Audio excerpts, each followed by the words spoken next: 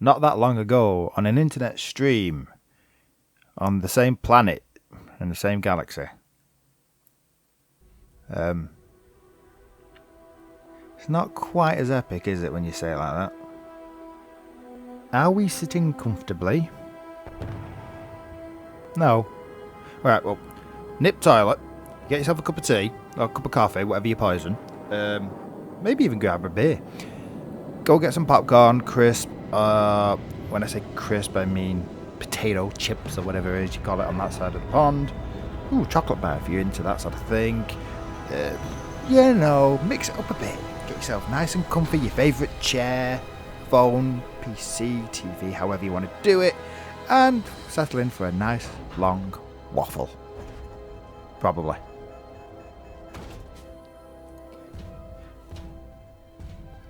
So we got our first look at Starfield, our first in-depth blah blah blah. Todd comes out, here's some pictures, here's some videos, look at Starfield, and of course, after an entire conference of, well, I say conference, an entire presentation of multiple games going pew pew pew pew pew at everything in sight, the internet goes, they didn't shoot anything in the beginning of the footage. It was all boring. They let that alien walk away without killing it. I mean, why have some AI that doesn't immediately attack you? That's just not realistic. I want to shoot them. Can we shoot them? No. Why is the AI thinking for itself? Why is it non-hostile? Why did it give us a warning and walk away? We want to shoot everything. So, yeah. So, that's where we're at. Oh, look, he scanned something. Must be No Man's Sky. It's No Man's Sky. No, it's No Man's Sky. Why is it in No Man's Sky? We don't want No Man's Sky. Todd, you failed. Oh. We go forward. We see the outside of the facility with the pirate ship. Quick look at the Fallout 4 style weapons reticle selection gimmick thing, and we've only got 4 weapons to choose from at first. I doubt he's going to go Metal Gear Solid style and have you limited to 4. It'll probably expand later. Hold that thought.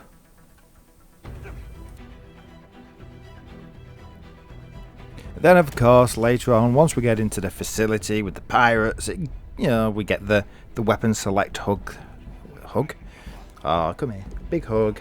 Yeah. We get the weapon select HUD again, and it's gone a bit more Fallout-ish, hasn't it? There's multiple weapons in each slot, so it doesn't look like you're going to be doing survival runs with only 4 weapons unless you do it to yourself. So, yeah, that's back. So is the irritating experience in the middle of the screen. Doesn't have a ka-ching because it's not Fallout, but why do I need to know that I've got 5 XP? That's just pointless. Oh, you got 20 XP, 5 XP, 3 XP. Move it out of my bloody way. I'm not playing an arcade game when I go on something like this. What else? Oh, the bullet sponges. That seems to be the thing still. Grenades. Yeah. Then eventually gets outside. Okay, so you get outside. You've done your little mini game. Yay for mini games. You've got a rifle from inside. A little laser rifle type thing. Probably an institute rifle repackaged. And you go pew pew pew. Blow a few people up. Another ship comes in, you get to use your little jetpack booster on the low grav world while your little circle thing changes a bit, probably showing where the horizon is for the sunset. It's that sort of thing. Your guns don't keep up with the ammo counter in the bottom. The display on the guns doesn't go as fast as that. Standard stuff. You get to New Atlantis, nice big shiny city. Only thing I'd say is, with the amount of NPCs on the screen, I'd be slightly worried that you can no longer track the life of each individual NPC. In the previous worlds, the previous games, Skyrim, Fallout 4, they're all within one world space. So this is like a load of world spaces inside a galaxy. So maybe they've put a few more, like other games have, where they just fluff NPCs that disappear and reappear. You can't actually track them back to the house and wait for them to go out and then go in their house and see what they've got in their house and things like that. Because Skyrim, you could do that. You could get quests where it's like, they want the mine clearing, but they've got something expensive in their house. Tell you what, I'll go clear the mine, they can go back to work, and I'll sneak in their house and then I'll steal their stuff. Because every single NPC had a life. Big cities like this, and the extra NPCs walking about, have they jigged it where they've all got a life? You can befriend and talk to every single NPC like you could, or you're going to get a lot of those like default responses where they go away. Go away. Yeah. They just give you the little pop-up text above their head like, I'm busy, go away, and all that. I don't know if they're going to have got it where there's so many extra NPCs for a Bethesda game, and you can still track every single one of them for the purposes of tracking them back to their house and stealing the stuff, or murdering them for the sake of a quest. Are we going to start seeing some more unimportant NPCs instead of every single one being fleshed out with its own sort of routine and bedtime and all that sort of stuff, and its own proper AI packages because it never despawns from the world? Will that matter in the long run? Depends what other things are in the game to keep you busy. Just a little thought there from me. We see the watch with your heads up display. You're clearly not wearing your spacesuit, so you can take it off if you're in the right place. Then we got the whole Bethesda's best faces yet routine. Let's even put in this woman being cross-eyed just to prove that we've actually got faces right for a change sort of thing. I don't know. She starts telling us about the artifact. I'm assuming that's going to come into it later. Big story. I'll go over that in my final thoughts, I suppose. We get the spiel about finding the artifacts and blah blah blah, what it'll do, having visions, and then we move into the there are other factions in this known space of ours. There's 4 other factions, is it? Crimson Fleet, there's Constellation, Crimson Fleet, blah blah, somebody else. Yeah. Some of them will shoot you, some of them are peacekeepers, some of them are bandits. We're probably going to get the equivalent of thieves, pirates, assassins, and good guys or something. You know what I mean. Hopefully there's a bit more shades of grey to each of these factions, but no, it's what shades of grey. You don't want them all too grey because then they're the bloody same. You want these are themed this way, but there's a little bit of a shade of grey as to how far they go in each direction. They're thieves, but they don't steal from the poor. That's it. They're assassins, but they don't assassinate political targets on one wing because they like them or something. There's got to be grey areas in there to make them interesting, but not so much grey that they're all stuck in the middle and everyone's the bloody same. Blah blah blah blah blah blah, etc etc. Well, I've not done a thing for a while. Wait, let's do it. Where? But Todd, we want to be all the factions all the time. Maybe we're still doing that. Or the factions going to be? Can we be Skyrim? Can we be the leader of every faction? Or is it going to be like New Vegas, where we can't be the leader of every faction, like Morrowind and New Vegas? We don't want to do that. Todd, can we go pew pew now? Is that sarcastic enough for everyone? Good. Some low G combat again, some monsters, some that are passive until you provoke them, and some that's like, ooh, look, this is our version of a death claw dragon something majiggy. It's gonna come and get you, it's an alien. Gonna eat your face. Yay, Todd, something to shoot that we don't have to feel guilty about. Yay, shoot it. And the big majestic montage of like, ooh, philosophically changing the world forever. Well, humanity at least. Yay! Can we shoot things while we do it? Character creator with backgrounds, and you can make fatties and thinnies and malnourished lunatics and overweight nymphomaniacs. Who cares? You can make your character, which is exactly what we'd expect from a Bethesda game. So that looks like it's about right. And what else happens? Oh, you get to choose skills, and those skills level up by just living in the world from what we've seen of the screenshots. Like, choose a combat skill, and instead of having to just level it up, it levels up a bit Skyrim style, but it also does it off challenges. So it's, you don't just get it for shooting 40,000 bullets, you get it for shooting 40,000 bullets, but having an accuracy of so much on a headshot, or killing so many with such a weapon, or that sort of thing. So it's a hybrid system of all the previous stuff so far from what we can see. And of course we get the crafting systems back, and they've got plenty of things on them: food, pharmaceuticals, equipment, outpost development. I'm assuming at some point ships show up on there, but who knows, ships might be different.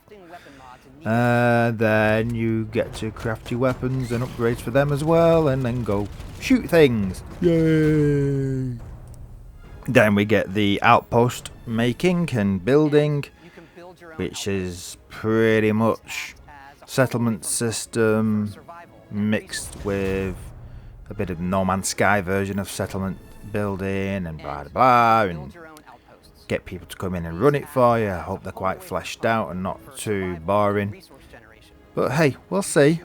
We'll see. Won't we? Then the ship lands. And ship hits the fan. Haha! Shipbuilding. Pretty epic, to be fair. Let's be fair. That's probably, depending on what the systems are like, it's probably one of the first things that's going to bring the Star Wars, Star Trek, Stargate modders along to go, tell you what, let's build our own sections of the ship. Let's build the Enterprise. Right, we've built an Enterprise. Okay, what's next? Let's redesign the entire game. We'll use the mechanics. We'll have our own Federation fleet and systems. And you won't be going to New Atlantis anymore. You'll be flying to Alpha Centauri or something before you know it. Maybe, well, I say before you know it, probably 5, 6, 7 years down the line, depending on the size of these modding teams. But you know what they're like. You've just said to people, here's a system for building ships. The Star Wars people are going to be there salivating right now. And I'm not saying which part of the body they're salivating from. So are the Star Trek fans, and even the Stargate fans. And hell, the technology, the actual technology of Starfield itself looks more in line with Firefly and Battlestar Galactica. So they already, if they've got big enough modding teams out there, they're probably getting a bit wet in the pant area. So yeah, that was probably the part of the video that impressed the most people. Let's be fair. Let's be fair. But that's not all. Yay! Todd did it! Woo! And all that. Yep. There's bits on here that was a bit like, like the beginning. People said, why did it start so slow? Should have started with something a bit more impressive. I can see that argument. Sometimes you want to go in there hard, especially after the history they've had with 76 and Fallout 4. But after the other things in the entire Xbox performance, everything was pew, pew, pew, pew, pew, and then they started going gentle stroll for the first 2-3 minutes. Scan things, look at things. Then we'll start fighting. It broke the pace up, so who knows? Should they started a bit stronger, then put that in the middle, and then ended well? Maybe, probably. But they chose that for a reason. I'm waffling now about the beginning again. Anyway, ships, good. Yay. It's not just how the ship looks, it's how it performs. Yes, you can fly it, Todd says, with a bit of excitement. Probably to emphasise that flying does work. Maybe quash some rumours on the internet as to why it was delayed. And then they get up there and they fly it, and the obligatory pirates turn up to shoot, and well, it's, you know, it's serviceable, it works. It's, you know, the science fantasy side of it and science fiction side of it comes out. There's explosions you can hear. There's mechanics that look like the ship's reacting to atmosphere that shouldn't be there, so it flies more like an aeroplane than it does a spaceship, blah blah blah. But overall, it's impressive. Let's be honest. You know, if they turned around and said, shall we do a DLC at the end of it where you could have 2 or 3 friends do co-op and you could all fly around in these ships like the Millennium Falcon, but the main game up until that point was completely single player, people would probably respect them more than what they did with Fallout 76, where they pretended you could do it completely single player. You know what I mean? If the whole game was just single player and the DLC, you could choose to buy some DLC that gave it a multiplayer component, which was co-op, then you could fly around gunning different things in the, you know, 3 of your mates gunning the guns while you fly the ship and gun your guns. I could see that working for some people. Granted, some of us would need mates, you know. So, you know, some of us would need mates. Some of us are the only person in their group of friends with a PC. You know, they're real life friends. I'm so lonely. Okay, bye people. No, next point. And so to my final thoughts. As Todd talks about the, 100 systems and 1,000 planets. That leads us to the 3 final thoughts. Number 1 is those planets. Now, we know there's going to be barren planets. We know there's going to be planets with cities, so on and so forth. But of course, the internet went, oh, is it No Man's Sky? Is it procedurally generated? 1,000 planets is doable. You could handcraft those. It depends how much time they spent doing that. However, they talked about how they wanted to use all of their previous game experiences from the previous games they've made. And Daggerfall included procedural generation. Maybe not on the same level or the same style as No Man's Sky. No Man's Sky goes for procedural generation where they think that they know what they programmed it to do and then they see what the results are afterwards. They may have gone for something a little more controlled than that. Programmed the algorithm to give them a desert biome and then plopped it down on this planet, inspected it and gone, yep, just give us what we expected it to give us. It's not surprised us. And then they might go, right, well, that's the terrain done. We're going to have to plop our handcrafted dungeons into it. They may even have some procedurally generated dungeons for all we know. Plop them in, plop, plop, plop, plop, plop, hand place them. Slightly procedurally generated, slightly handcrafted. They may have gone with complete procedural generation, can't see it, like my No Man's Sky, or they may have gone completely handcrafted. But in order to do that, they would have had to make large templates, what? Minimum of up to 3 kilometers depending on the size of the planet. Plop them down, make sure the seams are joined, plop another one down next to it, decide if they're putting anything on that template for that area. So if they say they make a 10-mile desert, plop, plop, plop, plop, are they going to put anything in that? Or are they just going to leave it? They could do it handcrafted, depends how many people were doing it. Of course, that leads us to the second of my final points. And that would be the NPCs. Now, I sort of touched on it earlier, I think. Unless I deleted that one and created a new version of my NPC thoughts. However, it's long story short, it's how many of the NPCs are completely AI-driven packages? Are they complete people, so to speak, inside this world? That's what you get from the Bethesda game ever since Morrowind. Every single NPC can be followed around, and they have AI packages. They go to sleep, they live somewhere, they eat at certain times, etc, etc, etc. In order to get extra numbers in the cities, have Bethesda put thick NPCs in, shall we say. They're there, you can't follow them back to the houses, they just exist while you're there. You go somewhere else to despawn. Not that they don't despawn normally, but what I mean is you couldn't follow them back to the house, see where they live and then rob them like you could in Skyrim. Has that happened? And then the third and final point, while we're talking about NPCs, is that so far they're all human. There are no aliens. Now we're looking for weird artifacts that suggest they're of non-human origin, because if it's only 300 years in our future and we haven't discovered aliens in this Starfield timeline, what are the artifacts from? Are they ours?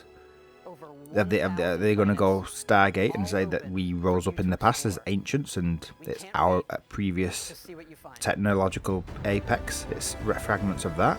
Or are they going to go, oh no, this is technology left behind by aliens that existed millennia ago, because evolution doesn't guarantee to take place at the same time on each planet. You know, their version of the Klingon Empire rised and fell before we even got out of the caves. Who knows? What I do know is we don't appear to have a big bad shown in any of the trailers, so to speak. There is no, what are we up against? You know, out of the stories, is it man versus the elements, man versus the divine, man v man? We don't, you know, unless the factions are a lot more deeper than we think, and they are the main story, the factions are going against each other over this stuff that they find. Where's our big bad? Are we creating... are all these particles? Are all these fragments of these artifacts, not particles, going to create a Stargate? Are we going to inadvertently open the Stargate and have our alien foes come through the gate, and that's who we got to fight? Who knows? Anyway, I waffled too long. I've probably ended up making it longer than the actual video that Todd presented, so oops. Yeah, quick thought waffle, longer than the video I'm actually waffling on. Not done one of these in a while though, so until next time, bye bye for now.